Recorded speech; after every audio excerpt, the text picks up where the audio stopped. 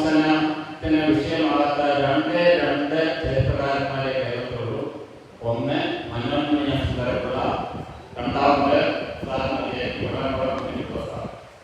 അതൊഴികെ മുമ്പോടെ പറഞ്ഞതുപോലെ ഏറ്റവും പ്രധാന ചരിത്രകാരനായ MGS നാരായണൻ മുതൽ താഴോട്ടുള്ള മലയാളത്തിലെ എല്ലാ ചരിത്രകാരന്മാരെയും ഒരു ശശിഭൂഷൺ കാർത്തികരെ വെറുതെ ഉണ്ടാവില്ല.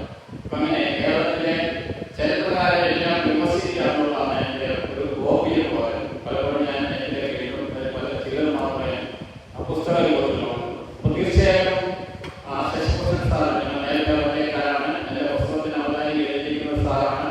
എങ്കിൽ ഞങ്ങളെ പോലെ വേദിയിൽ ഇതുവരെ പങ്കെടുത്തിട്ട് തീർച്ചയായിട്ടും ഇങ്ങനെ അവസരം തന്നതിൽ ശ്രീനാഥനോട് എനിക്ക് അതിയായ സന്തോഷം. അടുത്ത കാലത്ത് എനിക്ക് സന്തോഷം തന്ന മറ്റ് രണ്ട് സംഗതികളാണ്. ഒന്ന് ഞങ്ങളുടെ നാട്ടിലെ എൻ്റെ നാടെന്ന് പറയുന്നത് ചിറക്കടവ് എനിക്ക് ചിലപ്പോൾ പ്രോത്സാഹനം പോലെ അദ്ദേഹത്തിന്റെ പുസ്തകമായ കണക്ക് കളക്ഷിയിട്ടുണ്ടാവും. അപ്പോൾ ആ നാട്ടിലെ ഒരു ക്ഷേത്രമുണ്ട്, ശങ്കരനാരായണ ക്ഷേത്രം.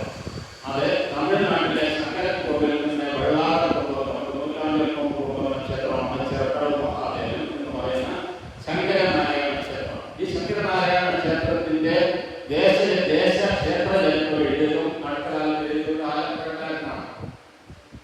നിങ്ങൾ അറിയാവുന്ന ക്ഷേണായി പ്രേമകുമാര ക്ഷേണായി അദ്ദേഹം അടുത്തകാലത്ത് എഴുതിയ പുസ്തകം. അതിൽ ചില പങ്ക് വഹിക്കാൻ എനിക്ക് സാധിച്ചു. അതുപോലെയാണ് കുട്ടനാടിനെ കുറിച്ച് എഴുതുന്ന ഈ പുസ്തകത്തില് എനിക്ക് അത് ചെറിയ അളവില് എഴുതുന്നതിന് സഹായിക്കാൻ സാധിച്ചു. തീർച്ചയായിട്ടും എനിക്ക് വളരെ സന്തോഷം നൽകുന്ന ഒരു വസ്തുവാണ്. ഞാൻ ഒരുപാട് പോയി പ്രസംഗിക്കാനുള്ളത് കാരണം അതുകൊണ്ട് ഞാൻ അധികം നീട്ടിക്കൊണ്ട് പോകുന്നില്ല. അപ്പോഴും നമ്മുടെ കേരള ചരിത്രത്തിലുള്ള ഞങ്ങളൊക്കെ പഠിക്കുന്ന കാലത്ത് നമ്മളൊക്കെ പഠിക്കുന്ന കാലത്ത് ഐതിഹ്യങ്ങളാണ് നമ്മുടെ ചരിത്രങ്ങളായി പറയുന്നത്. ഐതിഹ്യങ്ങൾ പരശുരാമൻ മഴവരും അദ്ദേഹത്തെ 17-19 നൂറ്റാണ്ടിൽ എഴുതിയ ചില ശശിഭൂഷൺ സാറിന്റെ പറയുകയുണ്ടായി കേരളത്തിൽ അതുപോലുള്ള കൃതികളിൽ നിന്നുള്ള വിവരങ്ങളാണ്. അത് വെറും കെട്ടുകഥകളാണ്. നമ്മുടെ CV രാമകൃഷ്ണൻ മാതാപിതാക്കൾ വാങ്ങിച്ചിട്ട് വായിച്ചിട്ട് അതാണ് ചരിത്രം എന്ന് പറയുന്നത് പോലെ. അപ്പോൾ ഈ ഐതിഹ്യം പണ്ട് വിൻസ്റ്റൺ ചർച്ചില് ഇംഗ്ലണ്ടിലെ ബ്രിട്ടീഷ് പാർലമെന്റിൽ പറഞ്ഞു എന്നാണ് പറയുന്നത്, ഇന്ത്യക്കാർക്ക് ചരിത്രമില്ല, അവർക്ക് ഐതിഹ്യങ്ങൾ മാത്രമേ. അങ്ങനെ പഴയകാലത്തെ സ്ഥിതി. ആ സ്ഥിതി കേരളത്തിൽ ആദ്യമായിട്ട് മാറ്റുകയാണ് മനോന്മണീയ സുന്ദരപിള്ള. MGS നാരായണൻ എന്തെല്ലാം പറഞ്ഞാലും അദ്ദേഹമാണ് ശാസ്ത്രീയ കേരള ചരിത്രത്തിന്റെ പിതാവെന്ന് പറഞ്ഞാലും മുൻപ് ക്ലാസിക്കൽ പറഞ്ഞ അദ്ദേഹം വെറും രണ്ടാം നക്ഷത്രമാണ്. ശരിക്കുള്ള യഥാർത്ഥ കേരള ശാസ്ത്രീയ പിതാവ് എന്ന് പറയുന്നത് മനോന്മണീയ സുന്ദരപിള്ള. നിങ്ങൾക്ക് അഭിമാനിക്കാം. എങ്ങനെ അഭിമാനിക്കാം? എന്തുകൊണ്ട് അഭിമാനിക്കാം? മനോന്മണീയ സുന്ദരപിള്ള ആലപ്പുഴക്കാരനായിരുന്നു. അതറിയാവുന്ന ആലപ്പുഴക്കാർ വളരെ കുറവാണ്. ഒരുപക്ഷെ തോമസ് ഐസക്കിനെ പോലുള്ള അപൂർവ രാഷ്ട്രീയക്കാർക്ക് മാത്രമേ മനോന്മണീയ സുന്ദരപിള്ള ആലപ്പുഴക്കാരനാണ് അറിയാൻ സാധിക്കുള്ളൂ. അദ്ദേഹം മലയാളിയായിരുന്നു. പക്ഷെ അദ്ദേഹത്തിന്റെ പേരിലുള്ള യൂണിവേഴ്സിറ്റി തമിഴ്നാട്ടിലാണ്. അദ്ദേഹമാണ് തിരുവിതാംകൂറിലെ ആദ്യത്തെ MA ബിരുദധാരി. അദ്ദേഹം MS സുന്ദരപിള്ളയാണ്. അദ്ദേഹമാണ് ആദ്യമായിട്ട് ചരിത്രം എഴുതിയത്. പണ്ട് നമ്മൾ കേട്ടുകേൾവി അനുസരിച്ചാണ് ചരിത്രം എഴുതിയത്. പിൽക്കാലത്ത് നമ്മൾ അതിന്റെ രേഖകൾ വേണം, അല്ലെങ്കിൽ അതുപോലുള്ള തെളിവുകൾ വേണം. അങ്ങനെ തെളിവുകൾ ആധാരമാക്കി അദ്ദേഹത്തിന് വർക്കല തുടക്കം ഉണ്ടാകുന്ന കാലത്ത് അതിൽ ഏതോ ശിലാരേഖ കിട്ടി. അതിനെ തുടർന്ന് അദ്ദേഹം പാർലമെന്റിൽ നടന്നു. ശശിഭൂഷൺ സാറെ വളരെ വിശദമായിട്ട് അദ്ദേഹം 2 ലേഖനങ്ങൾ എഴുതി. തീർച്ചയായിട്ടും നിങ്ങൾ ആലപ്പുഴക്കാർ വായിക്കേണ്ട ലേഖനങ്ങളാണ് മനോന്മണീയ സുന്ദരപിള്ള. അപ്പൊ ആ മനോന്മണീയ സുന്ദരപിള്ളയാണ് നമ്മുടെ ഐതിഹ്യം എന്ന ചരിത്രത്തെ മാറ്റി ശാസ്ത്രീയ രീതിയിലുള്ള ചരിത്രമാക്കുക. അദ്ദേഹത്തിന്റെ ആദ്യത്തെ പഠനം ാണ്. പിന്നീട് വിജ്ഞാന സംബന്ധ തുടങ്ങിയ അതിപ്രശസ്തമായ കൃതികൾ എന്ന് മാത്രമല്ല തിരുവിതാംകൂറിലെ ആദ്യത്തെ ആർക്കിയോളജി വകുപ്പിന്റെ സ്ഥാപകൻ അദ്ദേഹമാണ്. സ്ഥാപകത്തിന്റെ സ്ഥാപന മേധാവിയും അദ്ദേഹമാണ്. അദ്ദേഹത്തിന് ബ്രിട്ടീഷുകാരും രാജ്ഞി പുരസ്കാരം കൊടുത്തിരുന്നു. പക്ഷെ അദ്ദേഹത്തിന് 140 തരം ശിലാരേഖകൾ, അദ്ദേഹത്തിന്റെ ഏറ്റവും പ്രസിദ്ധമായ ശിലാരേഖ മണലിക്കര ശാസനമാണ്. മണലിക്കര ശാസനം, അതിലാണ് കേരളത്തിലെ പണ്ടുണ്ടായിരുന്ന ഊർക്കൂട്ടങ്ങളെ കുറിച്ച് പറയുന്നത്. ജനാധിപത്യ രീതിയിലായിരുന്നു തിരുവിതാംകൂറിലെ ആദ്യകാലത്തെ ഭരണം എന്ന് തെളിയിക്കുന്ന ഊർക്കൂട്ടങ്ങളെ കുറിച്ചുള്ള പഠനം മണലിക്കര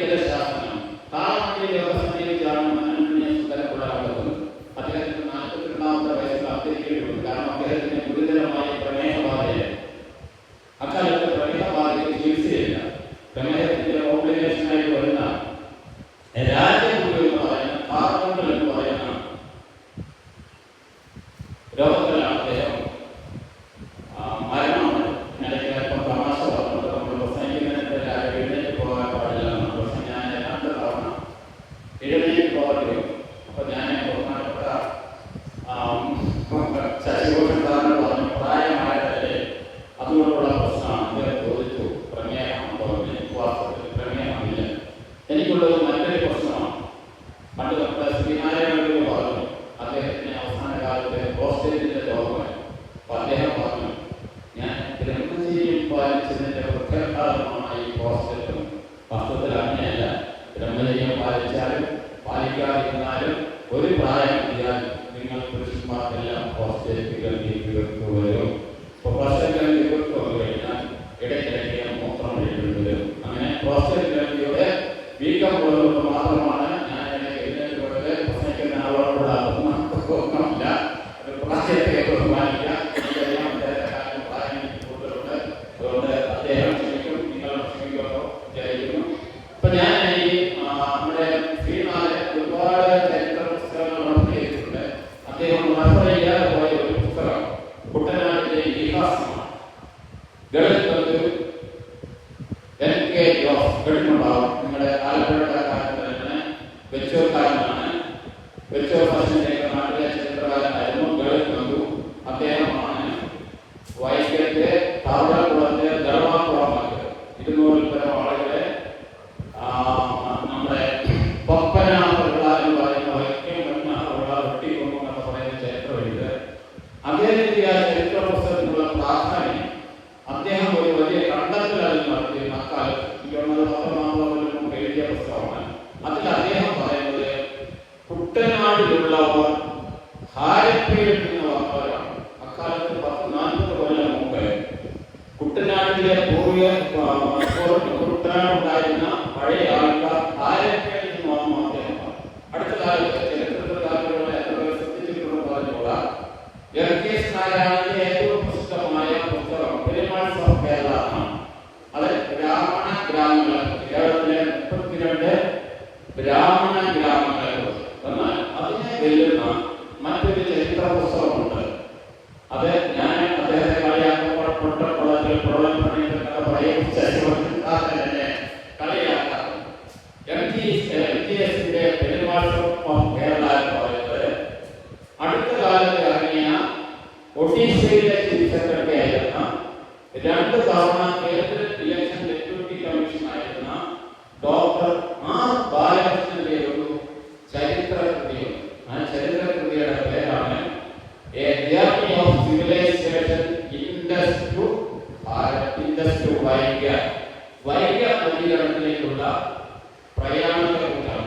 അദ്ദേഹം ഹാരപ്പൻ സംസ്കാരമാണ് പിൽക്കാലത്തെ തമിഴ്നാട്ടിലേക്കും വൈകാരികത്തിലേക്കും കേരളത്തിലേക്കും അദ്ദേഹം പറയുന്നില്ല വരുന്നതിന്റെ തെളിവായിട്ട് വിവരിക്കുന്നത് 3 ജനസമൂഹങ്ങളുടെ ചരിത്രമാണ്. 3 ജനസമൂഹങ്ങളുടെ ചരിത്രം. അത് താല്പര്യമുള്ളവർ തീർച്ചയായിട്ടും ആ പുസ്തകം വാങ്ങിക്കണം. 10,000-2000 രൂപ വിലയുള്ള പുസ്തകമാണ്. 2ാം എഡിഷനാണ്. നെറ്റിലെ അദ്ദേഹത്തിന്റെ പ്രഭാഷണങ്ങൾ. അദ്ദേഹം പറയുന്നത് ഒന്ന് പാണ്ഡ്യവള്ളാള എന്ന് പറയുന്ന സമൂഹം. പാണ്ഡ്യവള്ളാള എന്ന് പറയുന്ന സമൂഹം നമുക്കെല്ലാം അറിയാവുന്ന സമൂഹമാണ്. പക്ഷെ നമ്മുടെ മറ്റൊരു പേരിലാണ് പറയുന്നത്. അവരെ കുശവർ അല്ലെങ്കിൽ കുലാല, അടുത്ത കാലത്തെ മൺപാത്ര തൊഴിലാളികൾ എന്ന് പറയും. അങ്ങനെയുള്ളവരാണ് പാണ്ഡ്യവള്ളാള. ഞാൻ ലോകത്തിൽ ഏറ്റവും ബഹുമാനിക്കുന്ന ജനവിഭാഗം എന്ന് പറയുന്നത് പാണ്ഡ്യവള്ളാളാണ്. എന്തുകൊണ്ടാണ് ചോദിച്ചാൽ അവരാണ് ദൈവങ്ങളെ നേരിൽ കണ്ടിട്ടുള്ളത്. നമ്മളാരും ദൈവങ്ങളെ കണ്ടിട്ടില്ല, ഇല്ലേ? അമ്പലത്തിലെ പൂജാരി കണ്ടിട്ടുള്ളൂ. ആരാണ് ദൈവത്തിനെ നേരിട്ട് കണ്ടിട്ടുള്ളത്? ദൈവത്തിനെ നേരിട്ട് കണ്ടിട്ടുള്ളത് കുല്ലായന്മാർ അല്ലെങ്കിൽ കുശവന്മാർ അല്ലെങ്കിൽ പാണ്ഡ്യവള്ളാളർ. എന്തുകൊണ്ടാണെന്ന് ചോദിച്ചാൽ ലോകത്തിലെ ആദ്യത്തെ യന്ത്രം കണ്ടുപിടിക്കുന്നത് കുലായനാണ്. ആദ്യത്തെ യന്ത്രമാണ് കലം ഉണ്ടാക്കുന്ന, എന്റെ പേര് പഠിപ്പില്ല, കലം ഉണ്ടാക്കുന്ന മനുഷ്യനാണ് ആദ്യത്തെ യന്ത്രം.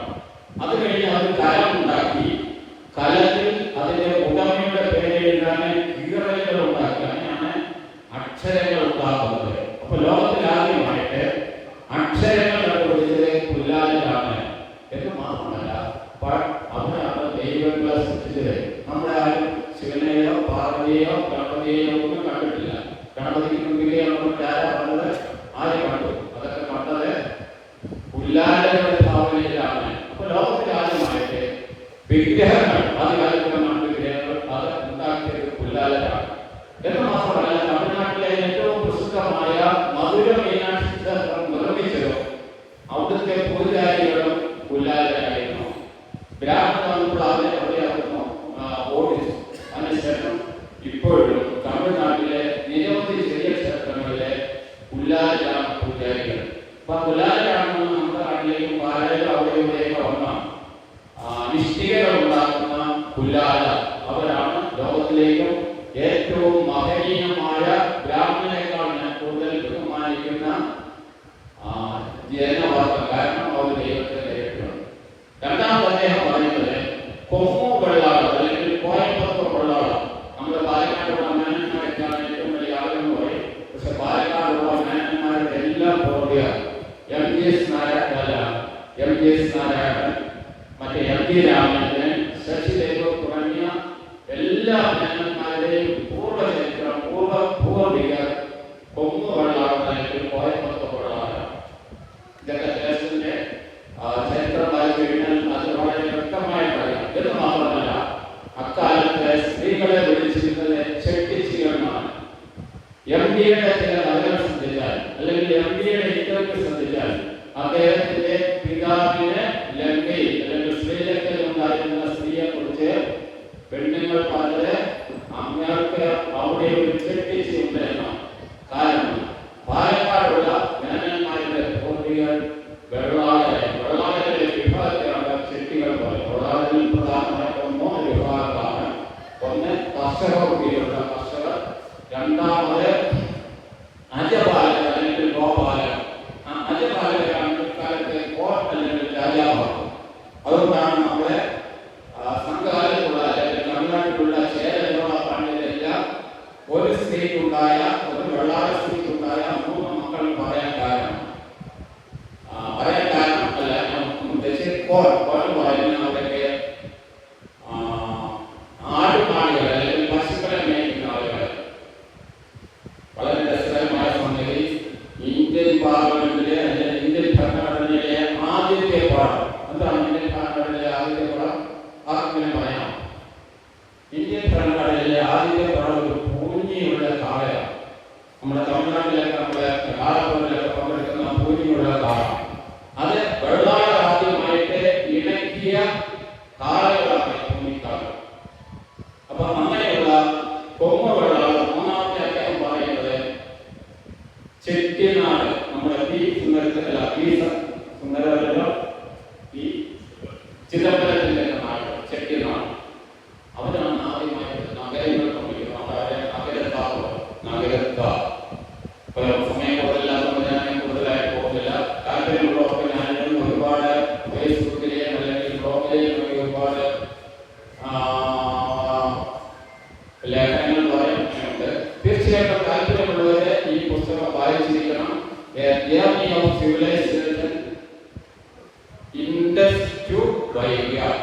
അതുപോലെ താല്പര്യമുള്ളവർ വൈകയിൽ നദീകരണത്തുള്ള കീഴടിയിലുള്ള 18 കോടി രൂപ